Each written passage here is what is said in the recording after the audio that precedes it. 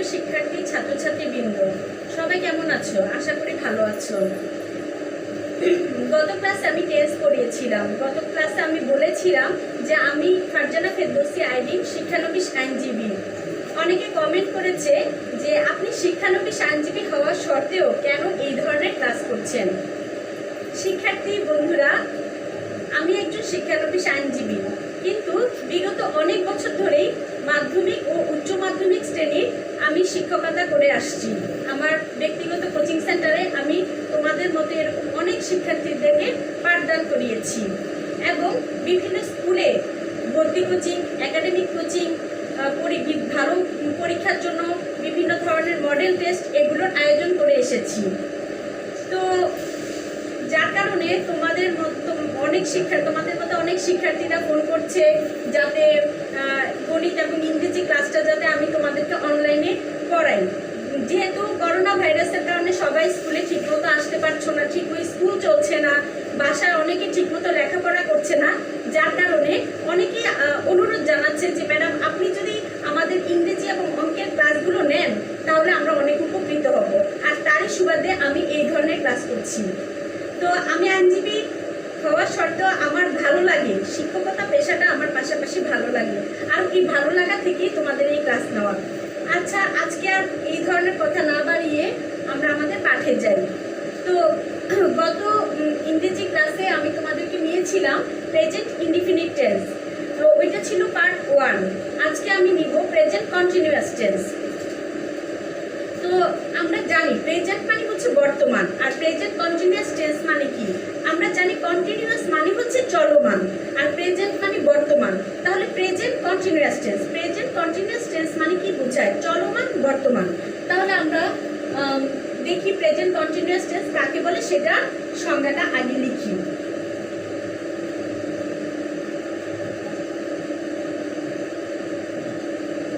তাহলে বর্তমানকালে যে কাজটি এখনই চলছে, বর্তমানকালে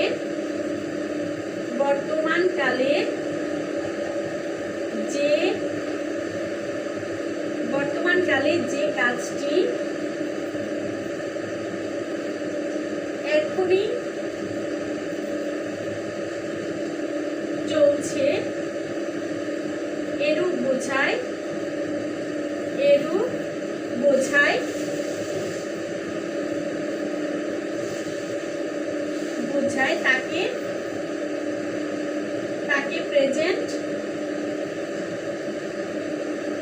তাকে প্রেজেন্ট কন্টিনিউয়াস টেন্স বলে।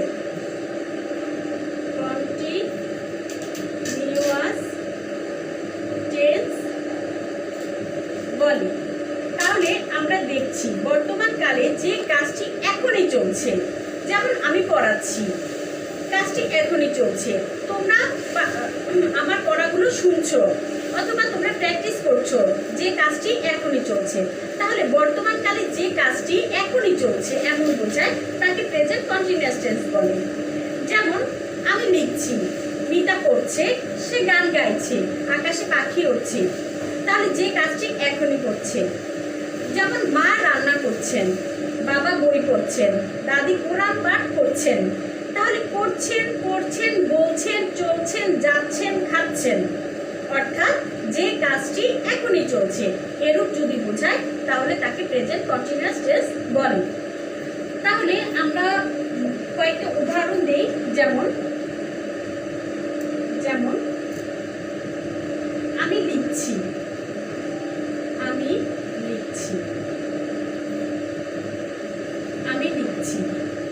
বাবা বাজারে যাচ্ছেন,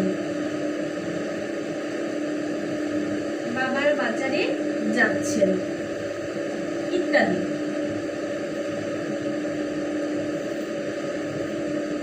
প্রেজেন্ট কন্টিনিউয়াস টেন্স অনেক ইজি, যে কাজটি এখনই চলছে। আমরা যখন যে কোনো একটা বাংলা দেখবো যে কাজটি এখনই চলছে, যে কাজটি এখনই ঘটছে, সেটাই হলো প্রেজেন্ট কন্টিনিউয়াস টেন্স। যেমন আমি বিদ্যালয়ে যাচ্ছি, সেটা হলো প্রেজেন্ট কন্টিনিউয়াস টেন্স।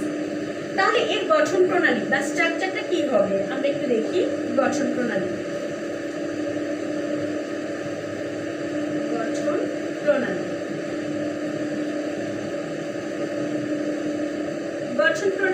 হবে সাবজেক্ট প্লাস এম অথবা ইজ অথবা আর প্লাস মূল ভার্বের সাথে আইএনজি, মূল ভার্বের সাথে আইএনজি প্লাস অবজেক্ট। তাহলে সাবজেক্ট তার সাথে এম হবে অথবা ইজ হবে অথবা আর হবে। তাহলে আমরা আমাদেরকে একটু দেখতে হবে কার সাথে সাবজেক্ট। তো আমরা জানি, আমি গত ক্লাসে পড়িয়েছি, যে কোনো কাজ করছে অর্থাৎ যাকে উদ্দেশ্য করে কোনো কাজ করা হয় সে হলো সাবজেক্ট। তাহলে এম কার সাথে এম বসে? যেমন আমি জানি যে আই এর সাথে কি বসে? এম। যেমন আই এর সাথে এম বসে, যেমন ইউ, আই তো ফার্স্ট পারসন, যেমন ইউর সাথে কি বসে? You are. যেমন উই এর সাথে কি বসে? আর। অর্থাৎ আমরা জানি বহুবচনের সাথে আর বসে, বেশিরভাগ ক্ষেত্রে দেখা যায় যে বহুবচনের সাথে আর বসে। তো অথবা আমরা লিখতে পারি যে বহুবচনের সাথে আর বসে, বহুবচনের সাথে আর বসে,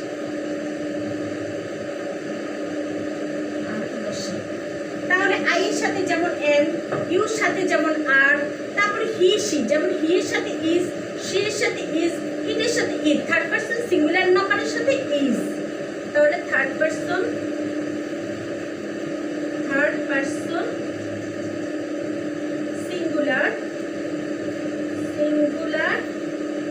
সিঙ্গুলার এগুলোর সাথে বসে ইজ, এবং থার্ড পারসন প্লুরাল যেগুলো আছে সেগুলোর সাথে আর বসে। তাহলে আমরা দেখলাম সাবজেক্ট তার সাথে এমিজারের ব্যবহারটা কোথায় হয় সেটাও দেখলাম। তাহলে তার সাথে ভার্বের সাথে হবে আইএনজি, মূল ভার্ব। আমরা এটা মুছে দিচ্ছি, তোমরা সবাই লিখে নিয়েছো তো? মূল ভার্ব বলতে কি বোঝায়? যেমন ভার্বের তিনটা রূপ আছে, একটা হচ্ছে প্রেজেন্ট, একটা হচ্ছে পাস্ট, একটা হচ্ছে পাস্ট পার্টিসিপল। যেটা প্রেজেন্ট রূপ সেটাই আমরা বলছি যে মূল ভার্বের সাথে আইএনজি বসবে, তার সাথে অবজেক্ট। আমরা কালকে দেখে নিয়েছি, আমরা গত ক্লাসে দেখে নিয়েছিলাম অবজেক্ট কি। সাবজেক্ট এবং ভার্ব বাদ দিয়ে বাকি যে অংশটা আছে সেটাই হলো অবজেক্ট। তাহলে আমরা বুঝলাম সাবজেক্টের সাথে এমিজার, তারপর ভার্বের সাথে আইএনজি বসাবো, তারপর অবজেক্ট হবে। তাহলে আমরা কয়েকটা উদাহরণের মাধ্যমে দেখতে পারি। যেমন 1 নাম্বার লিখলাম, মা রান্না করছেন, মা রান্না করছেন, মা রান্না করছেন। তাহলে মা রান্না যে করছেন এই কথাটা ধরে কি বোঝায়? মা এখনই রান্না করছেন, মায়ের কাজটা এখনই চলছে। সো এটা প্রেজেন্ট কন্টিনিউয়াস টেন্স। তাহলে এখানে সাবজেক্ট কি? এখানে কাকে নিয়ে কথা বলা হয়েছে? এখানে মাকে নিয়ে কথা বলা হয়েছে। সো মা হলো মা সাবজেক্ট। তাহলে মায়ের ইংরেজি কি? মায়ের ইংরেজি হচ্ছে মাদার। তাহলে আমরা লিখি সাবজেক্ট, আমরা মায়ের ইংরেজিটা লিখি মাদার। আচ্ছা, সাবজেক্টের সাথে হবে এম অথবা ইজ অথবা আর। এখন মা কি ফার্স্ট পারসন, সেকেন্ড পারসন নাকি থার্ড পারসন? আমরা দেখলাম মা হলো থার্ড পারসন। আমি এখানে লিখেছিলাম সাবজেক্ট যদি থার্ড পারসন যদি সিঙ্গুলার নাম্বার হয়, সাবজেক্ট এখানে হবে সাবজেক্টটা যদি থার্ড পারসন সিঙ্গুলার নাম্বার হয় তাহলে তার সাথে কি বসবে? ইজ। তাহলে মা কোন পারসন? মা তো থার্ড পারসন, তাহলে মায়ের সাথে কি বসবে? Is, mother is. তাহলে আমি সাবজেক্ট বসাইলাম, ইজ বসালাম, তাহলে মূল ভার্ব এখানে মা লিখেছি, মায়ের সাথে এই যে এম, ইজ, আর এগুলোকে বলা হয় টু বি ভার্ব, অর্থাৎ সাহায্যকারী ভার্ব। এটাকে অক্সিলারি ভার্বও বলা হয়। মায়ের সাথে মাদারের সাথে ইজ লিখেছি। ভার্ব কি? এখানে রান্না করাটাই হলো ভার্ব। এখানে রান্না করাটাই কি হলো? ভার্ব। রান্না করা ইংরেজি কি? কুক। কুকের সাথে আমি কি বসাবো? সাথে আইএনজি বসাবো। মা রান্না করছে, মাদার ইজ কুকিং। কুকের সাথে আমি আইএনজি বসালাম। তাহলে মাদার ইজ কুকিং, রান্না করছে লিখে ফেলেছে, আর কোনো অবজেক্ট নেই। সো এখানেই শেষ। মাদার ইজ কুকিং মানে মা রান্না করছেন। তাহলে যদি আমি লিখি দাদি কোরআন পাঠ করছেন, দাদি কোরআন দাদি কোরআন পাঠ করছেন, পাঠ করছেন, দাদি কোরআন পাঠ করছেন। তাহলে বন্ধুরা তোমরা একটু খেয়াল করো, দাদি সাবজেক্ট কে, এখানে সাবজেক্ট হলো দাদি। দাদি মানে কি, দাদি ইংরেজি কি, গ্র্যান্ডমাদার। তাহলে সাবজেক্ট আমি আগে বসিয়ে নিই। সাবজেক্ট আমরা জানি আমাদের গঠন প্রণালী একেবারেই মুখস্থ করে ফেলতে হবে। সাবজেক্ট প্লাস অ্যামিজার প্লাস মূল ভার্বের সাথে আইএনজি প্লাস অবজেক্ট। তাহলে সাবজেক্ট কি, দাদি। দাদি ইংরেজি কি, গ্র্যান্ডমাদার। দাদি ইংরেজি হচ্ছে গ্র্যান্ডমাদার, গ্র্যান্ডমাদার। সাবজেক্ট লিখে ফেলেছি। গ্র্যান্ডমাদার কি, প্রেজেন্ট, সরি গ্র্যান্ডমাদার এটা কোন person, first person, second person নাকি থার্ড পারসন? এটা হচ্ছে থার্ড পারসন এবং সিঙ্গুলার নাম্বার। তাহলে গ্র্যান্ডমাদারের সাথে কি হবে, ইজ হবে, গ্র্যান্ডমাদার ইজ। আচ্ছা, তাহলে সাবজেক্ট লিখলাম, টু বি ভার্ব লিখলাম, অর্থাৎ অ্যামিজারের ব্যবহার লিখলাম। মূল ভার্ব কি, পাঠ করছেন। পাঠ করা ইংরেজি কি, পাঠ করা ইংরেজি হচ্ছে রিড। রিড অর্থ কি, পড়া বা পাঠ করা। Grandmother is reading. এখানে আমরা রিসার্চিংও লিখতে পারি, আমি রিডিংয়ে লিখি তোমাদের সুবিধার জন্য, রিডিং। আচ্ছা, কোরআন আমরা জানি পবিত্র ধর্মগ্রন্থের আগে রিড অর্থ পড়া, রিডের সাথে আইএনজি বসেছে গঠন প্রণালী অনুযায়ী। আমরা জানি যে পবিত্র ধর্মগ্রন্থের আগে দি বসে। তাহলে কোরআন লিখতে হবে, এটা এই বাকি অংশটা অবজেক্ট, দি কোরআন, বা আমরা হোলি কোরআনও লিখতে পারি, দি কোরআন। গ্র্যান্ডমাদার ইজ রিডিং দ্য কোরআন।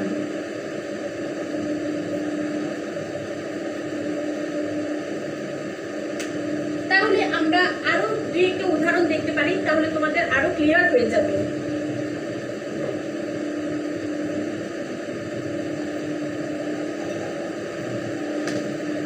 কৃষক মাঠে কাজ করছেন, কৃষক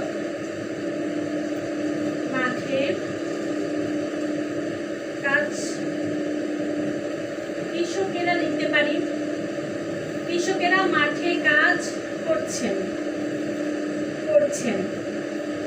এখানে সাবজেক্ট কে বলতো, সাবজেক্ট কে, সাবজেক্ট যিনি, যারা কাজ করছেন তারা, কৃষকেরা। সো কৃষকেরা হলো সাবজেক্ট। এখানে কৃষকেরা ইংরেজি কি হবে, ফার্মার্স। ফার্মারও তো কৃষক, আর ফার্মার্স যেহেতু একের অধিক আমরা সাথে সাবজেক্টের সাথে এস লাগাবো, ফার্মার্স, ফার্মার্স।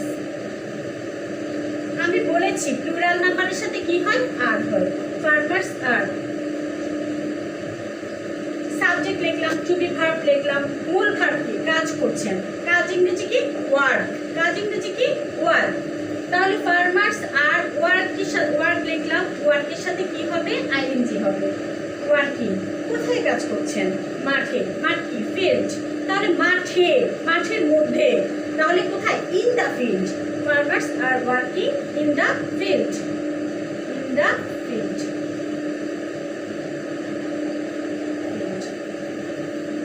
শিক্ষার্থী বন্ধুরা, আশা রাখছি তোমরা প্রেজেন্ট কন্টিনিউয়াস টেন্সটা খুব ভালো করে বুঝেছো। আমি তোমাদেরকে কয়েকটা বাড়ির কাজ দিচ্ছি, তোমরা সেগুলো উঠিয়ে নাও। আমি 5টা বাড়ির কাজ তোমাদেরকে দিচ্ছি, এগুলো বাসায় তোমরা চেষ্টা করবে। তাহলে প্রেজেন্ট ইনডিফিনিট আর প্রেজেন্ট কন্টিনিউয়াস টেন্সটা তোমাদের মোটামুটি আয়ত্ত হয়ে যাবে।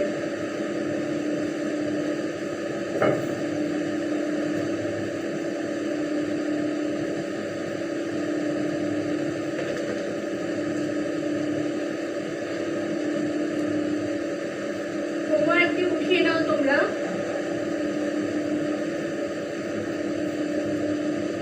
ছেলেমেয়েরা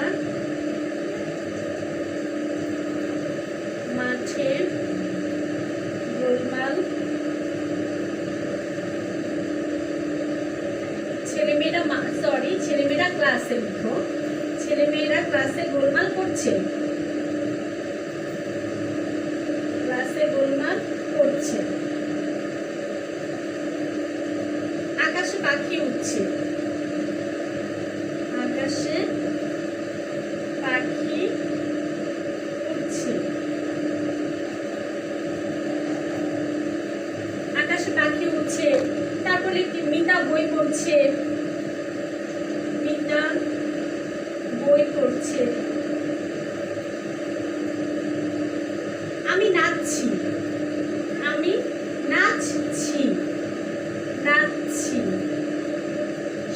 গোসল করছে, সে গোসল করছে। শিক্ষার্থী বন্ধুরা, তোমরা এখানে দেখো, সবগুলোতেই দেখো ছেলেমেয়েরা ক্লাসে গোলমাল করছে, তার মানে কি এখনই গোলমাল করছে। আকাশে পাখি উঠছে, তার মানে এখনই আকাশে পাখি উঠছে। মিতা বই পড়ছে, তার মানে এখনই মিতা বই পড়ছে। আমি নাচছি, তার মানে আমি এখনই নাচছি। সে গোসল করছে, তার মানে সে এখনই গোসল করছে। তোমরা দেখো সবগুলোতে যা এখনই চলছে। সো এটা প্রেজেন্ট কন্টিনিউয়াস টেন্সের সবগুলো উদাহরণ। তোমরা গঠন প্রণালী অনুযায়ী তোমরা এইভাবে করার চেষ্টা করবে।